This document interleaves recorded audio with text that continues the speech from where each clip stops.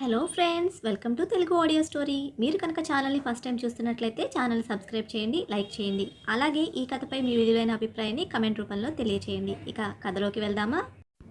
నా ప్రాణమా పార్ట్ 39 చూసే ముందు పార్ట్ 38 చూడండి. లింక్ డిస్క్రిప్షన్లో ఇవ్వడం జరిగింది.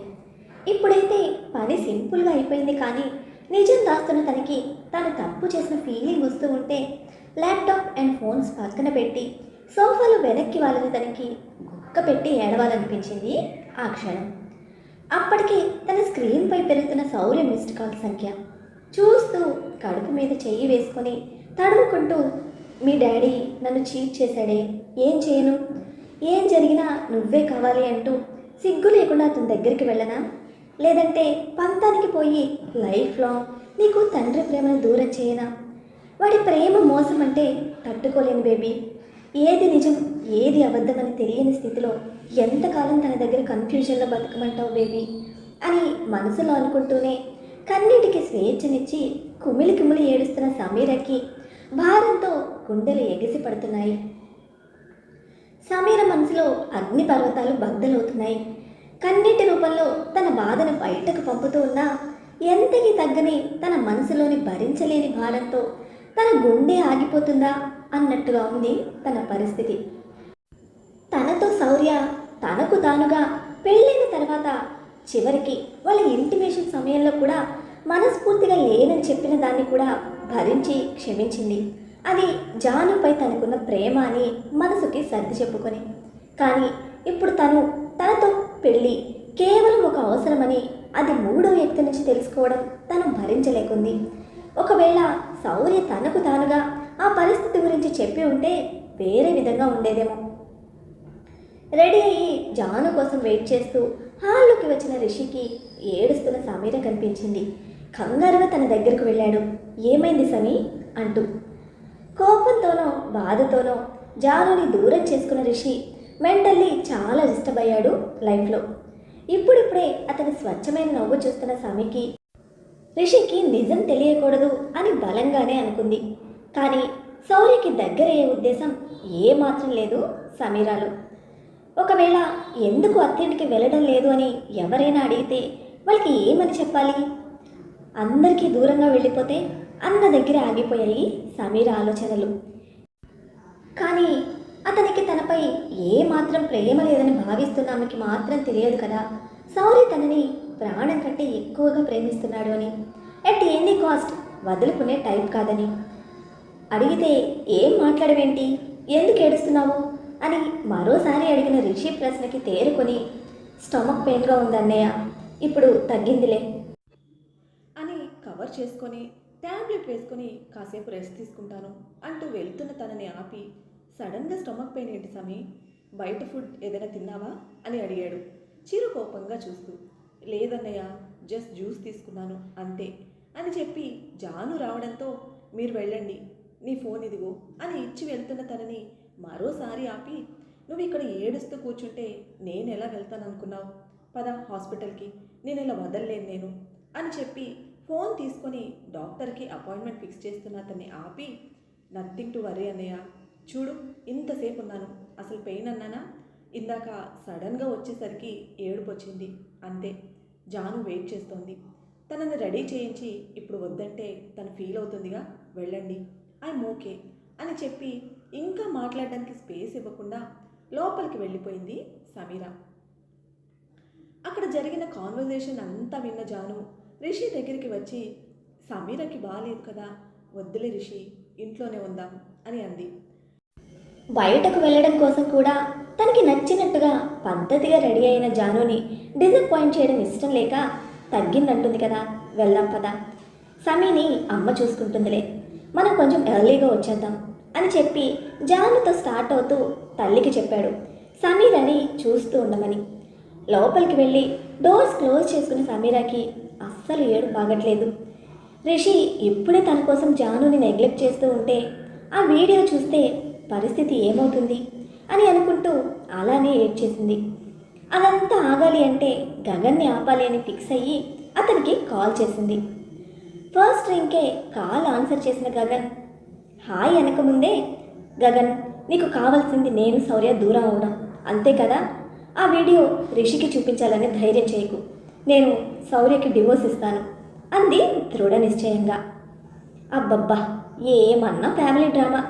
నీ కోసం ఆలోచించి రిషి జానుకి దూరం అవుతాడు అనుకుంటే నువ్వు రివర్స్లో వాడి కోసం ఆలోచించి నీ మొగుడికి దూరం అవుతానంటున్నావు. గ్రేట్ అమ్మా మీరు. ఆ అన్న చెల్లెలు ఈ అన్న చెల్లెలు ఏమాత్రం తగ్గడం లేదుగా త్యాగాలు చేయడంలో. కానీ నాకు కావాల్సింది మీరు దూరం అవ్వడం కాదు, నాకు నువ్వు దగ్గర అవ్వడం. ఏంటి అర్థమవుతుందా? నువ్వు నాకు కావాలి సమీరా. ఎట్ ఎనీ కాస్ట్ నిన్ను సాధించుకుంటాను. చెప్పు, నాతో ఉంటావా అని విజయ్ గర్వంతో అడిగిన మాటకి గట్టిగా దిక్కులు పిక్కటిలేలా నో అని అరిచి చెప్పాలనుంది. కానీ అటు చూస్తే తన అన్నయ్య పరిస్థితి ఏం చేయలేని నిస్సహాయ స్థితిలో చేత్తో కడుపుని తడుముకుంటూ గగన్ ఇది తప్పు అంది కష్టంగా. అయ్యుండొచ్చు, కానీ నిన్ను నా సొంతం చేసుకోవడం కోసం ఎన్ని తప్పులైనా చేస్తాను సమీ. నువ్వంటే నాకు అంత పిచ్చి. నీ ఒక్క చూపు నవ్వుతో నాకు వచ్చే కిక్ నాకు ఏ డ్రగ్లోనూ దొరకదు. You smell like my own brand of heroin అంటూ ఫోన్లో ముక్కు ఎగబీలుస్తున్న శబ్దం చేస్తూ నీకోసం ఒకరిని మర్డర్ చేసి జైలుకి వెళ్ళి వచ్చిన నాకు ఇంకేం చేసినా తప్పనిపించదు. ఐ వాంట్ యు మోర్ సమీ. నువ్వే కావాలి. నీ అందం నా ఒడిలో ఉండాలి. నిన్ను తనిమి తీరా ఒక్కసారి అనుభవించాక పైకి పోయినా పర్వాలేదు అంటూ పిచ్చి పట్టినట్టు వాగుతూ ఉంటే అటు శౌర్య చేసిన పని, ఇటు గగన్ మాటలు పెడుతున్న చిత్రహింస భరించలేకుంది సమీర మనసు. అతని మాటలకి కళ్ళు తిరిగినట్టు అనిపిస్తూ ఉంటే బేబీ విషయం చెప్పి అతన్ని మార్చుకోమని చెప్పాలి అనుకుంది సమీర. గగన్ విను, నేను ఆల్రెడీ శౌర్యకి సొంతమైపోయాను. ఇప్పుడు వాడికి నా మీద ప్రేమ లేదని చెప్పినంత మాత్రాన వాడి స్థానం నా మనసులో నుండి జారిపోదు. అండ్ నేను క్యారీయింగ్ గగన్. ప్లీజ్ నన్ను వదిలే ఇలా అంది బాధగా. ఆ మాట వినడంతోనే గగన్ పిడికిళ్ళు బిగుసుకున్నాయి. ఈ విషయం ఇంకెవరికైనా తెలుసా అని అడిగాడు. లేదు, ఈరోజే టెస్ట్ చేయించాను, పాజిటివ్ వచ్చింది అని చెప్తున్న సమీరాతో గుడ్, ఎవ్వరికీ చెప్పాలని డేర్ కూడా చేయకు అని చెప్పి కాల్ కట్ చేసిన గగన్ ఆలోచనల్లో సమీర శౌర్యుల బంధానికి ఎండింగ్ రిషి చేత ఇప్పించాలని అనిపించింది. సమీర కాల్ కట్ చేయగానే సేమ్ వీడియో రిషికి సెండ్ చేసిన గగన్కి అది ఎంతకీ బ్లూ టిక్ పడకుంటే అరగంట వరకు వెయిట్ చేసి ఇంకా ఆత్రాన్ని ఆపుకోలేక రిషికి కాల్ చేశాడు. ఎన్నిసార్లు చేసినా అటు నుండి రెస్పాన్స్ లేకపోయేసరికి వీడు ఉన్నాడా లేక చచ్చాడా అని తిట్టుకుంటూ ఫోన్ విసుగ్గా పక్కన పడేశాడు. జానుతో బయటకు వెళ్ళిన రిషికి గగన్ కాల్ విసుగు తెప్పిస్తే ఫోన్ సైలెంట్లో పెట్టి అవుటింగ్ని ఎంజాయ్ చేస్తున్న టైంలో వాట్సాప్ నోటిఫికేషన్ పట్టించుకోడు మరోసారి. గగన్ కాల్ కట్ చేయగానే నోటి మీద చేసుకున్న సమీర చాలాసేపు ఆశ్చర్యం నుండి బయటకు రాదు. ఏం చేస్తున్నాను నేను శౌర్యకి డివోర్స్ ఇస్తాననడం ఏంటి? వాడు ఎంత ప్రేమగా అడిగాడు. ఒకవేళ కన్సీవ్ అయితే ఫస్ట్ తనకే చెప్పమని, మరి నేనేం చేశాను అని అనుకుంటూ బోరున ఏడుస్తున్న సమీర ఏడుపు ఆ గది బయట ఉన్న పద్మ చెవి దాటిపోలేదు. సమీరా, ఎందుకు ఏడుస్తున్నావు తల్లి? డోర్ తీ. టైంకి మీ నాన్న కూడా లేడే. నన్ను కంగారు పెట్టుకు సమీరా, ప్లీజ్ డోర్ ఓపెన్ చేయి అంటూ తలుపు ఎంత కొట్టినా తెరుచుకోలేదు. ఇంకా టెన్షన్ హోల్డ్ చేయలేని ఆవిడ పని వాళ్ళకి చెప్పింది తలుపులు విరగొట్టమని. దృఢమైన తలుపులు బ్యాంక్ లాకర్ కంటే సెక్యూర్డ్గా ఉంటే తమ వల్ల కాదు అని చెప్పడంతో ఇంకేం చేసేది లేక రిషికి ఫోన్ చేసింది. సైలెంట్లో ఉన్న ఫోన్ చక్కగా రెస్టింగ్ మోడ్ ఎంజాయ్ చేస్తూ ఉంటే 2 సార్లు రిషికి చేసి అది అవ్వక విసుగొచ్చి జాను నెంబర్కి ఫోన్ చేసింది ఆవిడ. అప్పటికే మాల్లో ఫన్ జోన్లో ఎంజాయ్ చేస్తున్న రిషి జానులకి ఫోన్ రింగింగ్ కూడా తెలియకుంటే వాళ్ళ క్వాలిటీ టైం స్పెండ్ చేస్తున్నారు. ఇద్దరు కాల్ ఆన్సర్ చేయకపోయేసరికి కొత్తగా వాళ్ళకేమైందో అన్న టెన్షన్లో పద్మ గారికి కాళ్ళు చేతులు వణికాయి. ఇటు చూస్తే సమీర, అటేమో వాళ్ళు. ముందు సమీర కోసం ఆలోచించమని మనసు గోల పెడుతూ ఉంటే మళ్ళీ సమీర గది దగ్గరికి వచ్చి, సమీర నా మాట విను, ఫస్ట్ డోర్ ఓపెన్ చేయమ్మా. పెద్దమ్మగా కాదు తల్లిగా అడుగుతున్నాను సమీర, నన్ను భయపెట్టకే అని అంటున్నా కూడా డోర్ ఓపెన్ చేయలేని నిస్సహాయ స్థితి సమీరది.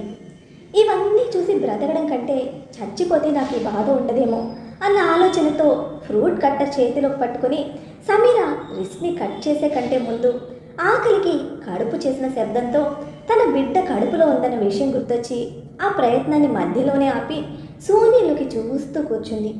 కానీ బయట తన కోసం ఆలోచిస్తూ బీపీ పెంచుకుంటున్న పద్మగారి కోసం ఆలోచన చేయలేదు సమీర.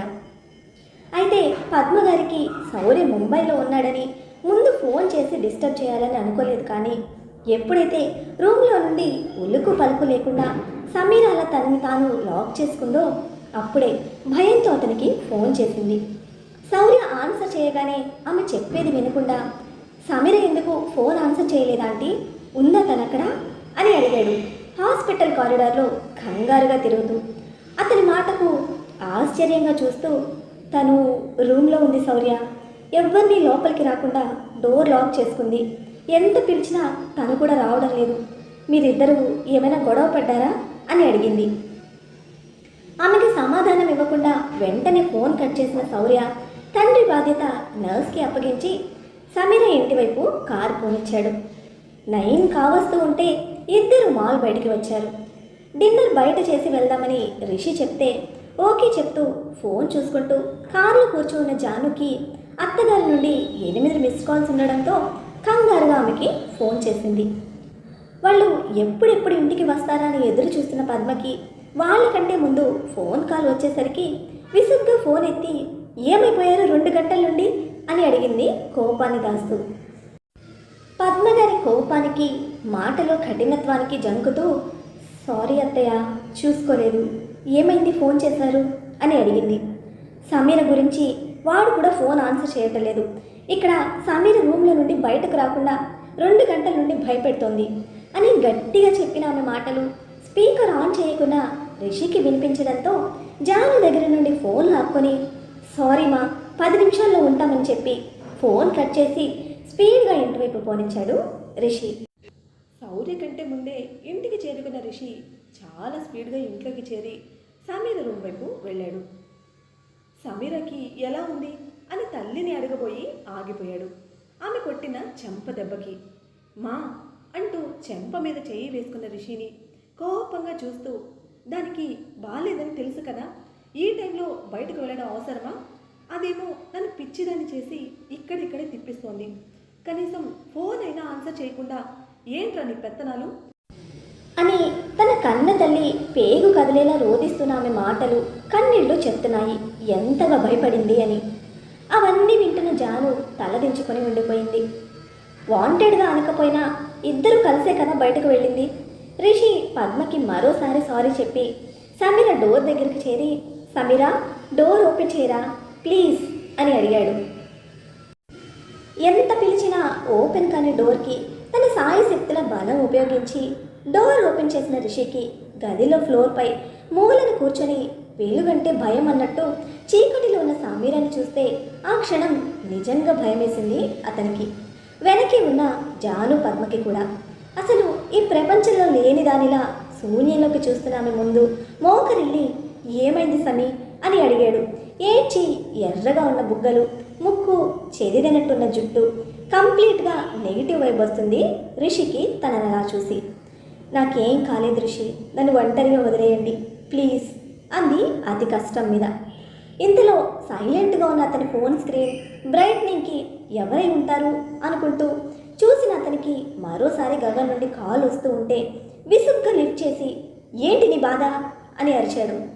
నా బాధ కాదు, నీ చెల్లెలి బాధకి కారణం తెలుసుకోవాలి అంటే వాట్సాప్ వీడియో సెండ్ చేశాను చూసుకో అని చెప్పి కాల్ కట్ చేయగానే అయోమయంగా అక్కడి నుండి లేచి 2 మినిట్స్లో వస్తాను, అది జాగ్రత్త అని చెప్పి హాల్లోకి వచ్చిన రిషి గగన్ పంపిన వీడియో చూశాడు. చూస్తూనే ఫోన్పై పట్టు బిగించిన రిషి కోపం మొదటిసారి ఆకాశాన్ని తాకుతూ ఉంటే శౌర్య జాను ఇలా చేయగలరా అని తన మనసు మండిపోతూ ఉంటే తన కోసం తన చెల్లెలి ఫీలింగ్స్తో ఆడుకోవడం ఎంతవరకు కరెక్ట్ అనే దగ్గరే ఆలోచన ఆగిపోవడంతో కోపం ఆవేశంగా మారి తిరిగి సమీర గదికి వెళ్తాడు. ఏమైందని అప్పటికి 100సారి అడుగుతున్న పద్మ సమీర పక్కనే నేలపై కూర్చొని దీనంగా అడుగుతూ ఉంటే ముందు తనకి అనవసరమని ఫీల్ అయిన జాను సమీర మౌనం ఇంకా తన వాలకం చూసి ధైర్యం చేసింది. ఆమె పక్కన కూర్చుంటూ, నువ్వు ఇలా సైలెంట్గా ఉంటే మాకు ఎలా తెలుస్తుంది సమీరా అంటూ ఆమె భుజం మీద చెయ్యి వేయబోతున్న తనని కంటి చూపుతో ఆపేసింది సమీరా. ఎంత అన్నయ్య భార్యగా చూడాలి అనుకున్నా కేవలం జాను కోసం తనని ప్రేమించినవాడు స్వార్థంగా ఆలోచించాడు అనే వాస్తవం నుండి సమీర బయటపడలేకపోతోంది. తను కూడా ఒక ఆడపిల్ల అయ్యుండి తన ప్రేమను దక్కించుకోవడం కోసం ఒక ఆడపిల్ల జీవితంతో ఆడుకునేంత క్రూయల్గా ఆలోచించిన జానుని కూడా క్షమించలేకుంది. అలా అని నిజం చెప్పి తన అన్నయ్య జీవితంలో కూడా సంతోషాన్ని దూరం చేయడం ఇష్టం లేక మౌనాన్ని ఆశ్రయించింది.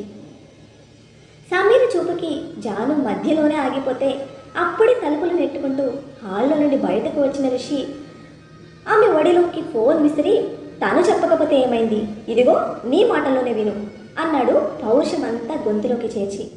రిషి ఎందుకంత కోపంగా ఉన్నాడని ఏమాత్రం అవగాహన లేని జాను మాత్రం ఫోన్లో వీడియో చూసి షాక్ అయింది అనే కంటే తన హార్ట్ రేట్ పడిపోవడం అబ్జర్వ్ చేయలేకుంది.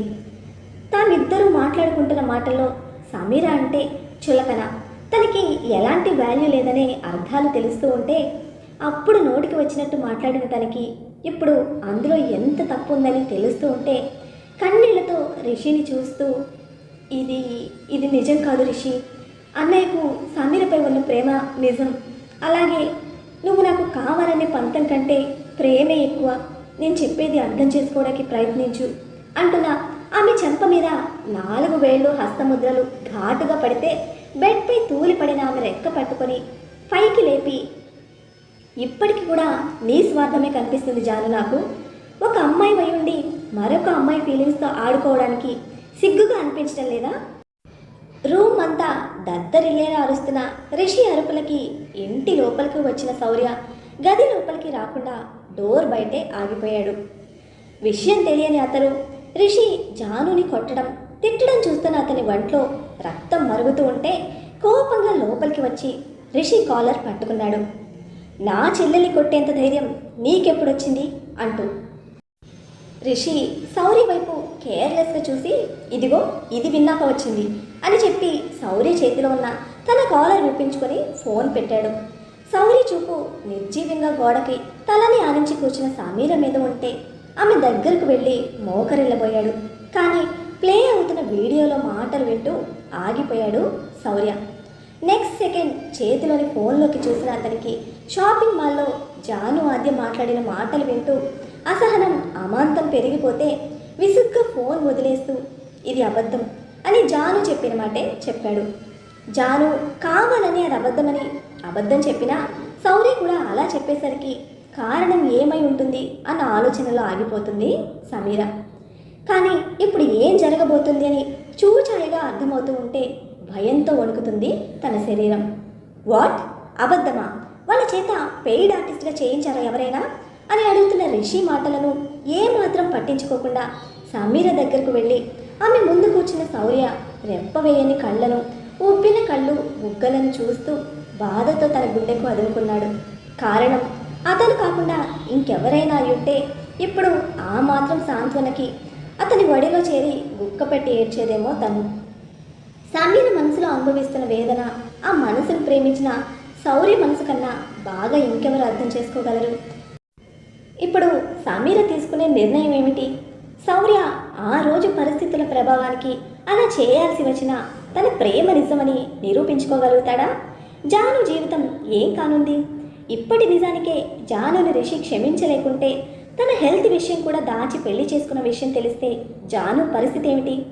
సమీర ప్రెగ్నెంట్ అన్న విషయం శౌర్య తెలుసుకుంటాడా? అందరి జీవితాలు చిన్న భిన్నం చేసిన గగన్ ఇప్పుడు ఏం చేయబోతున్నాడు? తెలుసుకోవాలంటే నెక్స్ట్ ఎపిసోడ్ని ఫాలో చేయండి. అలానే ఈ ఎపిసోడ్ని లైక్ చేయడం మాత్రం మర్చిపోకండి. Bye friends.